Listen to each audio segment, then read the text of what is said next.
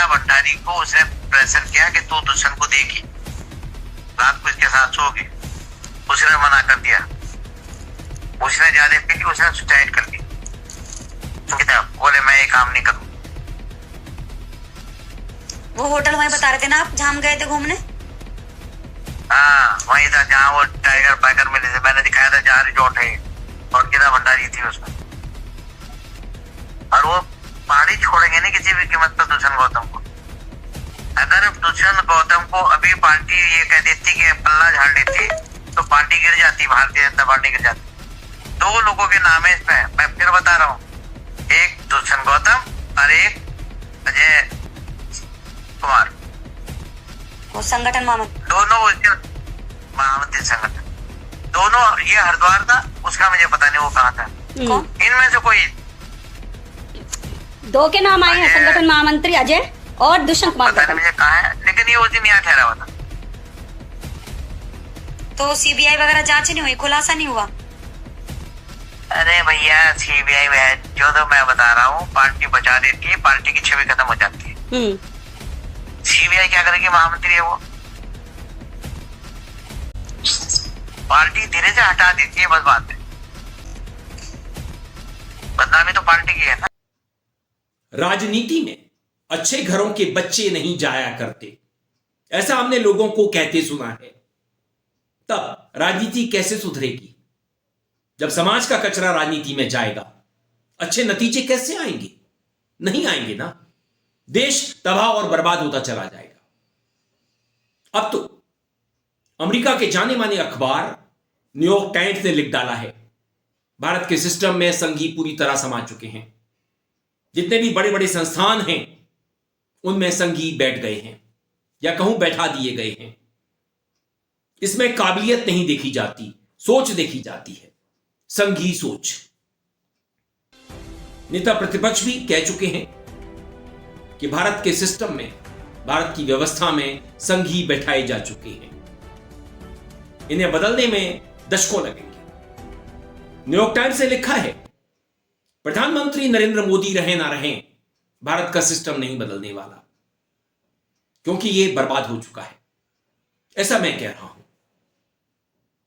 और जो सिस्टम होता है ना, सरकारें आती जाती हैं, सिस्टम नहीं बदलता। जब इसमें संघी सोच वाले लोग बैठ चुके हैं, बैठाए जा चुके हैं, तब बदलाव कैसे आएगा? आजादी के बाद से ही हमारा सिस्टम चरमराता चला गया, भ्रष्टाचार इसमें समाता चला गया। बाबू हम पर हावी होते चले गए, वो चाहे छोटे बाबू हों या नौकरशाह। बड़े बाबू, वो जो चाहते हैं वही होता है। मैंने अपनी जिंदगी में ऐसा अनुभव किया है, क्योंकि मेरा सिस्टम से साबका पड़ता रहता है। बीते 5 सालों से मैं हिमाचल प्रदेश में रहता हूं। यहां पर मैंने बीजेपी की सरकार देखी, कांग्रेस की देख रहा हूं, जिसके 2 वर्ष बचे हैं। कहते हैं सरकारें आती जाती हैं, सिस्टम नहीं बदलता। और जब सिस्टम में संघी सोच के लोग बैठाए जा चुके हों, हालांकि हिमाचल प्रदेश में निचले स्तर पर ऐसा कम हुआ होगा, मगर जो कुछ मैं देखता हूं, महिला सम्मान को देखता हूं, सम्मान को तार तार होते देखता हूं, तब समझ में आता है कि जो मनुवादी सोच है वो कहीं गई नहीं है।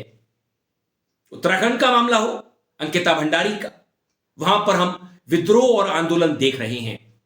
कई बीजेपी के लोग ही बगावत कर रहे हैं। क्या अंकिता भंडारी को न्याय मिलेगा? उसके परिवार को न्याय मिलेगा? यह देखने वाली बात होगी। मगर जो मामला हिमाचल प्रदेश के कांगड़ा से आया है, धर्मशाला कॉलेज की एक छात्रा पल्लवी, जो हमारे बीच में नहीं है, उसके साथ जो कुछ हुआ, जो कुछ हमने पल्लवी को कहते सुना मरने से पहले, वो हमें परेशान करता है कि हमारे एक ऐसे प्रदेश में जिसे देवभूमि कहा जाता है, वहां पर पल्लवी गहरे अवसाद में चली जाती है माहौल की वजह से। मैंने देखा है किस तरह से हमारा समाज दलितों के साथ, शेड्यूल कास्ट के साथ व्यवहार करता है, पेश आता है, किस तरह से उनके साथ भेदभाव करता है। पल्लवी के साथ भी होता होगा, जिसके चलते पल्लवी अवसाद में डूब गई। बैड टच की खबरें भी आ रही हैं कि उसके टीचर उसे बैड टच करते थे। उसके साथी जो भी थे, छात्राएं, कई नाम सामने आए हैं, उनके खिलाफ एफआईआर हो चुकी है। जिस तरह से पल्लवी को परेशान किया गया, वो डिप्रेशन में चली गई। उसके माता पिता ने सीएम हेल्पलाइन पर खबर की थी। मैंने भी कई बार सीएम हेल्पलाइन की मदद लेने की कोशिश की है, मगर अंतिम नतीजा नहीं निकलता।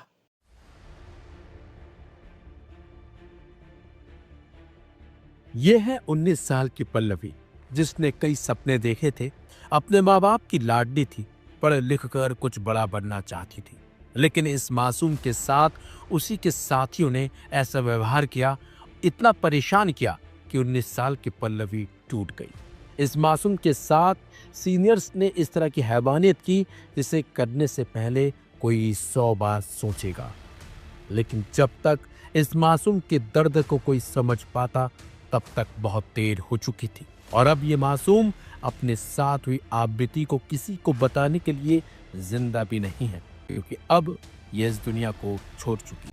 दिल को दहला देने वाली ये घटना हिमाचल प्रदेश के कांगड़ा जिले के धर्मशाला की है, जहां की रहने वाली 19 साल की पल्लवी एक सरकारी कॉलेज में पढ़ती थी, जहां 3 सीनियर छात्राओं ने इसकी रैगिंग की, बल्कि उसके साथ मारपीट की। यहाँ तक कि प्रोफेसर ने तो उसके साथ प्रताड़ना की हदें पार कर दी, जिसके बाद ये पल्लवी सदमे में आ गई, बल्कि उसकी तबीयत लगातार बिगड़ती चली गई। जिसका डर था और वही हो गया। जी हाँ, यानी कि मासूम बेटी ने दम तोड़ दिया। वहीं पीड़िता के पिता ने आरोप लगाया है कि उनकी बेटी लगातार रैगिंग, शारीरिक प्रताड़ना और मानसिक दबाव के चलते गहरे मानसिक आघात में थी। उसने 26 दिसंबर को दम तोड़ दिया। इसके बाद गुरुवार यानी कि 1 जनवरी को मामला दर्ज कराया गया।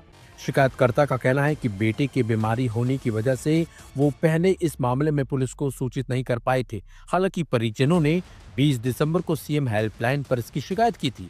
सीएम हेल्पलाइन कार्यालय से मामले को जांच के लिए पुलिस द्वारा धर्मशाला भेजा गया था।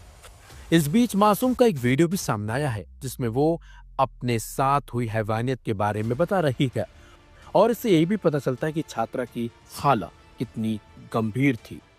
बोतल से मारा, डंडे से मारा, बोतल से मारा था एक दीदी ने कॉलेज में ना, सिर में, है ना।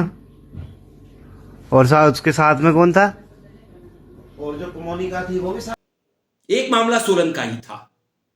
एक दलित बिटिया के साथ एक ऊंची जाति का लड़का, जिसकी उम्र 28 साल होती है, और यह लड़की बालिग नहीं होती है, उसके साथ कई बार संबंध बनाता है। मामला थाने में जाता है, धर्मपुर थाने में। मैं इस मामले में मदद करता हूं पीड़ित परिवार की। उस वक्त सोलन के एसपी वीरेंद्र शर्मा होते हैं। मेरी उनसे फोन पर बहस भी होती है, तब जाकर के मामला दर्ज होता है। धर्मपुर थाने में जिस तरह से उस पीड़ित परिवार के साथ व्यवहार किया जाता है, उस पर भी सवाल खड़े होते हैं। अच्छा व्यवहार नहीं होता। और जब सोलन की अदालत से फैसला आता है तो मैं चौंक जाता हूं, क्योंकि उस पीड़ित बालिका के, उस लड़की के जो अब बालिग हो चुकी है, उसके अंतरंग वस्त्र भी बदल दिए गए थे। अंतः वस्त्र जो जांच के लिए भेजे गए थे, उन्हें बदल दिया था, और वो लड़का अब छूट चुका है। पूरी तरह से इस मामले में भ्रष्टाचार हुआ, पैसे का लेन देन हुआ होगा, मैं दावे के साथ कह सकता हूं। वो लड़का 2 साल के करीब जेल में रहा होगा। और अब जो पल्लवी का मामला है, इसमें भी न्याय मिलेगा। अगर सीएम हेल्पलाइन ने मदद की होती, समय पर कार्रवाई की होती, तो निश्चय ही पल्लवी की जान बच जाती।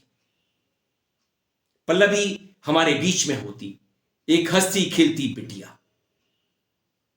पल्लवी के परिवार का रो रो करके बुरा हाल है, मगर बात फिर से सिस्टम पर आती है। हमारे यहां का जो सिस्टम है वो नहीं बदलता है, नजरिया नहीं बदलता है। लोग नौकरियों में आते हैं, सिस्टम का हिस्सा बनते हैं, काम करते हैं, निकल जाते हैं, कर्तव्य कहीं पीछे छूट जाता है। और अब सिस्टम भ्रष्टाचार में इतना डूब चुका है कि सरकार बदल जाए, भ्रष्टाचार खत्म नहीं होगा जब तक कि हम लोग प्रयास ना करें, हम लोग अपनी आवाज बुलंद ना करें। हम लोग आज भी जातिवादी हैं।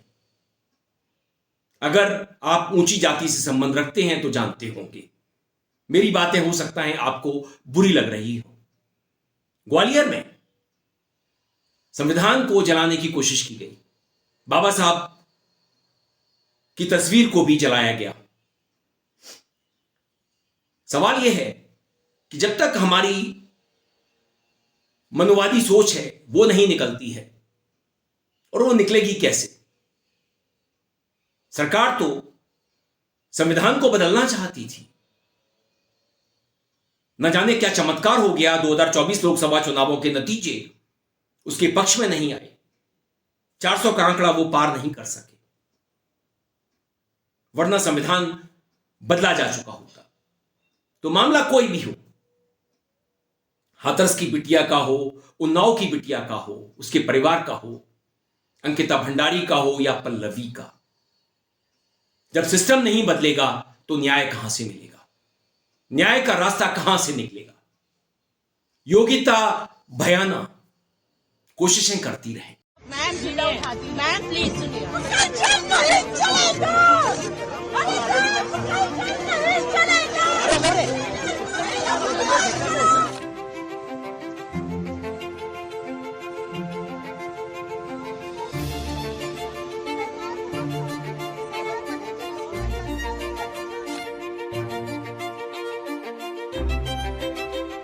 This is not the injustice only with Unnao victim.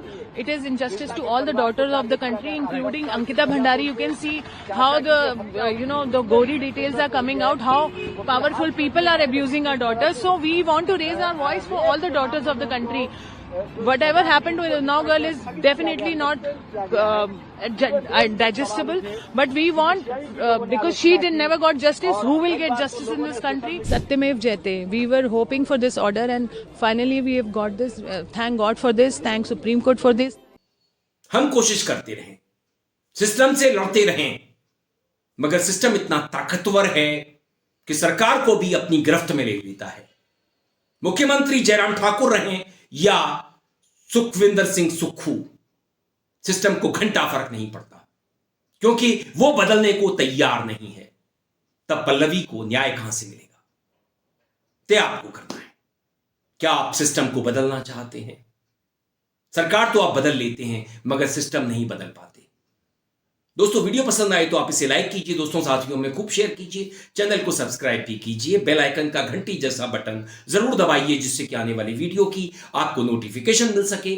आप अपनी प्रतिक्रियाएं मुझे मेल आईडी और कमेंट बॉक्स में भेज सकते हैं। मैं था आपके साथ अरविंद, आप देख रहे थे मुझे अपने ही मंच अरविंद दिल से पर। नमस्कार।